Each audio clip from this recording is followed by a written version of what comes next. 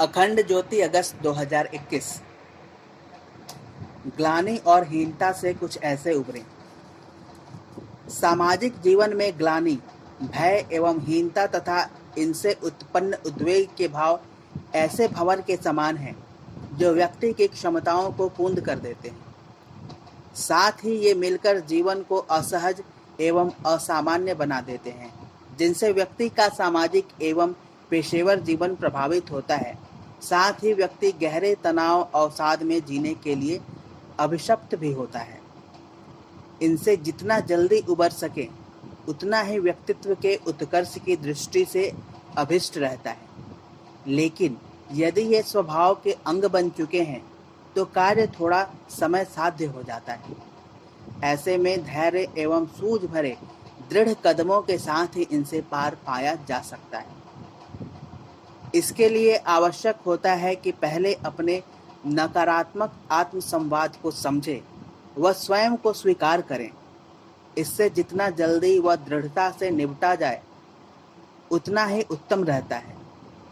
लंबे समय तक की नकारात्मक सोच एवं क्रियाओं ने इनको इतनी गहरी जड़ें जमाने का अवसर दिया है कि अब ये जैसे पूरे व्यक्तित्व पर अपना अधिकार जमा बैठे हैं। इसके उपचार में सामान्य प्रयासों से कुछ सार्थक होने वाला नहीं। इनको जड़ से उखाड़ फेंकने या इनको रूपांतरित करने के लिए इनके विरुद्ध एक तरह से धर्म युद्ध छेड़ने की आवश्यकता होती है। लेकिन इसके लिए पहला कदम रहता है इनको स्वीकारने व समझने का, और फिर इसके साथ चिंतन के नए तौर तरीके एवं जीवन शैली को अपनाने का। सकारात्मक व स्व अवधारणा इसका पूरक चरण है, जिसमें अपने प्रति सम्मान एवं गौरव का भाव पैदा किया जाता है। इसके लिए सकारात्मक आत्मसंवाद की आवश्यकता होती है, जिसके तहत स्व की अवधारणा को नैतिकता एवं सामाजिक दायरे से आगे बढ़ाकर आध्यात्मिक आयाम से जोड़ना होता है, जिससे कि गहनतम स्तर पर आत्मसम्मान का भाव विकसित हो सके। इसके लिए सतत सकारात्मक एवं पवित्र विचार, आत्मचिंतन, भगवत भजन, सुमिरन, प्रार्थना, जप, ध्यान जैसे आध्यात्मिक उपचारों का अवलंबन लिया जा सकता है। साथ ही पूरी जीवन शैली को इनके अनुरूप अनुशासित करते हुए विचारों को अमली जामा पहनाया जाता है। इस तरह की वैचारिक पावनता एवं साधनात्मक दृढ़ता के साथ शनैः शनैः एक नया आत्मसम्मान का भाव पुष्पित पल्लवित होना शुरू होता है। यह भाव पुष्ट हो, मजबूती पकड़े, इसके लिए प्रारंभ में इसके विशेष संरक्षण की आवश्यकता रहती है। इसके लिए प्रलोभनों एवं नकारात्मक तत्वों से सावधान रहें, जो कि इस भाव के विरोधी हैं। साधना समर में विजय के लिए मोर्चे पर एक नैष्ठिक योद्धा की भांति सजग रहना पड़ता है, अन्यथा विचार, व्यवहार एवं आचरण की छोटी छोटी लापरवाहियां एक बड़ी गलती का कारण बन सकती हैं तथा ऐसे में कितनी बार साधकों को प्रलोभनों एवं अवांछनीय तत्वों के समक्ष घुटने टेकने के लिए विवश बाध्य होते देखा जाता है। जब हम इंद्रिय संयम के प्रति लापरवाह होते हैं, असंयमित जीवन जीते हैं, दुष्कृत्यों में संलग्न रहते हैं या दुष्प्रवृत्तियों को प्रश्रय देते हैं, तो कहीं न कहीं हम अपने आत्मसम्मान का भाव खो रहे होते हैं। अपराध बोध की ग्लानि हमें कहीं गहरे जकड़ रही होती है। अतः तनाव अवसाद के अंधेरे गह्वर में ढकेलने वाले प्रलोभनों एवं मन के बहकावों से सजग व सावधान रहें। इनका साहस के साथ सामना करते हुए आत्मा के राज्य में प्रवेश करें व आत्मचेतना की इंच इंच भूमि पर संघर्ष करते हुए विजय पताका फहराते हुए अपना जन्म सिद्ध अधिकार सुनिश्चित करते चलें।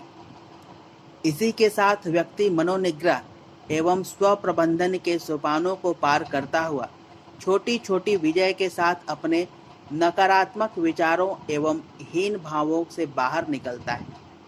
इन पलों में उपासना के साथ साधना का महत्व समझ में आता है और आत्मदेव की साधना जीवन का हिस्सा बनती है।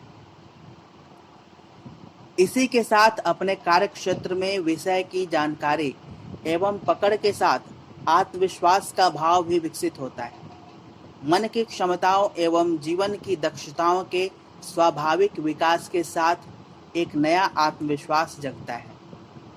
अपने लक्ष्य पर केंद्रित रहने से तथा सामाजिक जीवन में अपनी उपयोगिता का एहसास होने के साथ ग्लानि, भय एवं हीनता के भाव हल्के होने शुरू होते हैं और एक शांत, परिपक्व एवं सशक्त व्यक्तित्व का निर्माण शुरू होता है।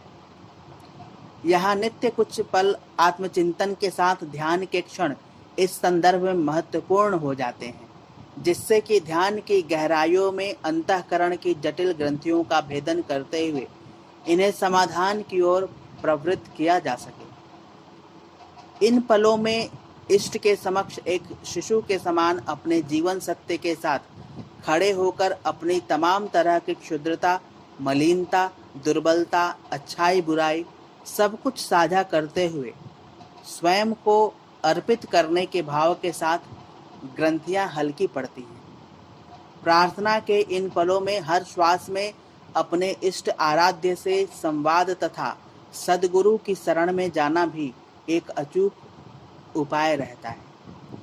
इस तरह हर दिन प्रतिपल उपासना, साधना एवं आराधना की त्रिवेणी में स्नान करते हुए ग्लानि, भय, संशय एवं दुविधा की ग्रंथियां हल्की पड़ने लगती हैं। बस ध्यान अपने आत्मस्वरूप, इष्ट आराध्य, गुरु सत्ता एवं आदर्श की ओर उन्मुख रहे।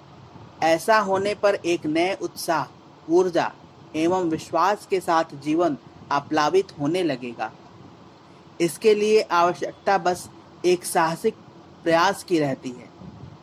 जब समझ आता है कि कब तक किनारे पर बैठे लहरें गिनते रहेंगे, तो फिर उफनती धारा में साहसिक छलांग के साथ उफनती धारा को पार लगाने का अवसर आ जाता है। इसके साथ फिर जीवन की भयावह चुनौतियां उत्कर्ष की, विकास की एवं नवजीवन की सीढ़ियां बन जाती हैं।